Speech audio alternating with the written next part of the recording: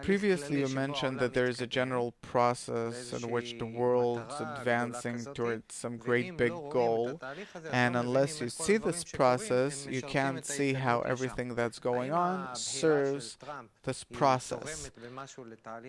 Trump's nomination, does it contribute to this general correction, as you call it? What is it, and how, if so? Trump at any cost, and behind him there are millions. The rural America. These are millions of people, especially the white people, Europeans, that founded America in the past, and now they lost it in recent times. If we're talking about Afro-Americans, that's an inner U.S. problem. You can't do anything about that. They have to arrange it somehow.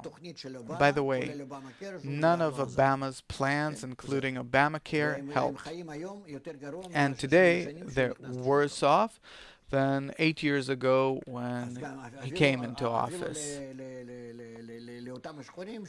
Even the Afro-Americans that he came from, he can't do anything good for them. He did good only for one thing, for the radical Islamists to make a place for them to come into the U.S., meaning he was aimed only at that.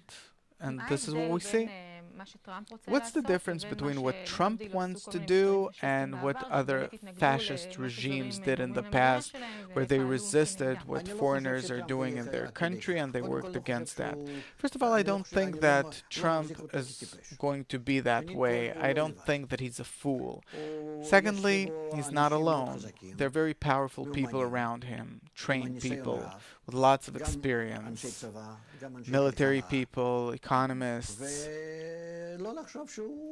And don't think that he is like a black sheep standing among a white flock.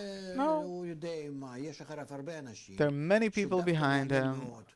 That it's very interesting that the hostile media, because it was hostile, it worked in their favor, in favor of Trump. Whether they talk about that he sexually offended someone, something, no one talks about it anymore. Enough with it. You can't ride on that all the time. They didn't even cover what's behind him. They didn't tell anyone about it. His administration. Yeah, they themselves didn't see his administration. That he prepared people and they stood behind him with his entire staff. Nonetheless, that's something. We're not talking about some lad off the street that's starting to shout on all the media channels.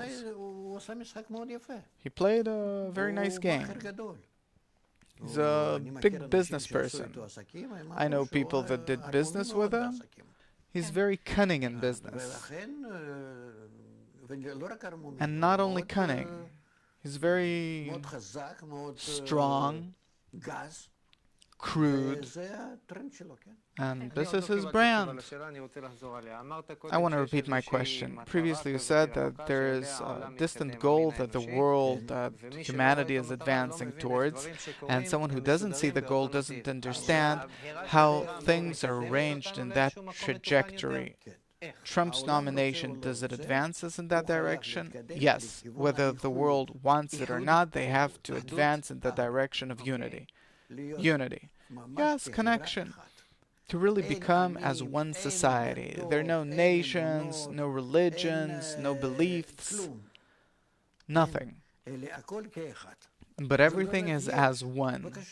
Meaning there is. Please go ahead. You want to be a part of a certain religion? No problem. You're black, you're white, you're red, you're yellow. No problem. Go ahead. Anyone can do their thing. And you can be mixed and you can have whatever inclinations you want. Live and let live. Yeah, truly so. But everyone has to know that we belong to one system. as the so-called Adam Arishon, the first Adam, literally meaning like one family, a family where everyone's interdependent. And this is what we have to come to. This is the great big goal that's awaiting us. That's the law of nature that's pushing us towards it. This is what is waiting for us at the end. It's not somewhere far away. We have to understand that it's not that far away, because the entire crisis that we're experiencing today and all the different realms that humanity was engaged in for thousands of years, we're reaching the end of the path.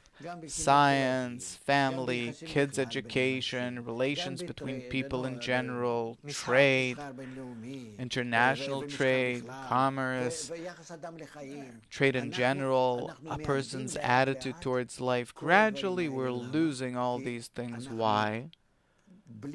Because without our connection, we can't control the human system nowadays. Humanity is becoming ever more locked into a homogeneous system, and we don't feel it and don't understand it, but we have to come to that if we want to be well off.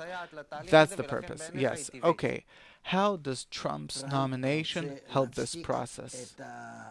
Trump, he wants to stop the rift, the division, the partition of human society, at least in the US. What is he saying? We are one people. You heard that? Yeah. He understands that otherwise it won't work, even though that he's white and he's German, I think, in origin. But it doesn't matter. He understands that we have to be one people, and we can't be apart. And the left, as much as they as if use pretty words, they actually bring separation. This I don't understand. It seems that he creates separation. He labels entire publics in a very negative way, suppose the Mexicans. Everything that you're depicting as this beautiful picture, like we're different children of the same family, we're live and let live, we're all connected in a harmonious place, being the final destiny. What we see now is the complete opposite to what you're saying. It's the complete opposite to Trump. And therefore it's unclear why you're saying that it's natural that he was chosen. Yeah, you're presenting the view of the common people on the street. So explain, please. I see an oppositeness between the beautiful connected place that you're talking about being the final goal and the person that's going to lead us towards that place. He's like the complete opposite. Why is he the opposite? This is how it seems. He cuts it clear. He says, first of all, everyone has to have their place. Get out of my apartment, sit there, that's where your place is, don't jump, let's keep the order. First of all, we have to come to the understanding of where we are, to return America to how it was. We took a few wrong steps. We're now in a state of a general crisis, with the debt, with everything. We sent our factories overseas. Our people stopped working in factories. People can't sustain their families. What do we do? And what for? It's forbidden to allow the government and the elites who have lots of money in the banks. You can't let them have the power. He is going against the control of the big establishment that has the power and the money. He is going against that. He's like Sanders. He's a socialist. Left isn't socialism, by the way, just so you know. Neither in Israel. They're closer to fascism. And he is more of a socialist. Why are they closer to fascism? The left? What? Such hatred against everyone except themselves. Such an ego. You can see it on everything. And therefore, I really hope that he's saying one people, that he's against the institution, that he wants to break the banks, that he says that we have to do something about our piling debt with the people that can't make a living, that can't earn a decent living. He's talking about the real America. If he'll really keep to all these things, and I see that he understands the problem. He doesn't understand things like we said about the big picture and everything. We'll pass it on to him. He'll suddenly start feeling it from within. He'll get it. Last question, because our time's already up.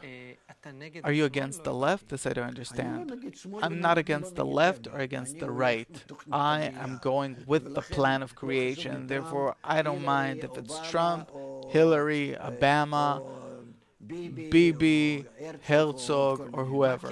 What is important for you? What's important for me is that the plan of creation will be kept and will be implemented with as little bloodshed and problems as possible. This is what I want. I want for us to feel good. This is where we're advancing one way or another. You must keep the laws of nature. You can't do anything about it. So let's understand what's going on, be in it all together.